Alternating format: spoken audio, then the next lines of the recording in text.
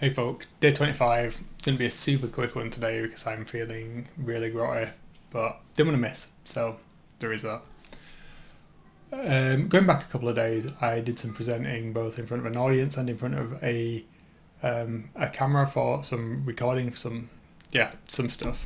Anyway, by the by, I'm going to add some of that at the end of this, just as a reminder to myself how far I've come from where I was compared to what I am now.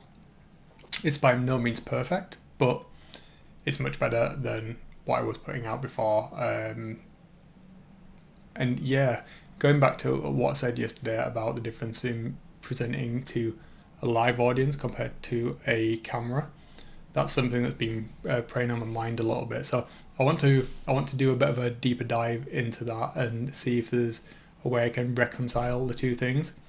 I do think that when you're presenting to an audience in person, it's easy to get a feel of that audience, and the personality can come across a little bit more if it's the right audience.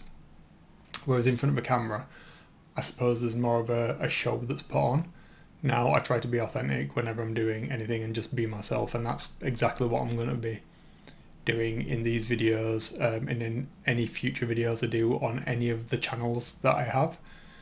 That's something I definitely don't want to change, but it did give me pause for thought on how I present myself in different situations depending on that type of audience, and makes me think I want to explore ways of pulling all that together to have a consistency that incorporates all of those bits and pieces of my personality into a coherent persona almost, I suppose, that is reflective of me without it being completely dry and boring. That said, today's video is very dry and boring because I just don't feel fracking, but yeah. Anyway, going to drop in some of the footage, just a couple of seconds of it, just so it's there for prosperity. And yeah, I'll see you for day 26, hopefully feeling a little bit better tomorrow, so I will catch you then. See ya. And in some sense, those principles are mirrored in other legislation in other countries around the world.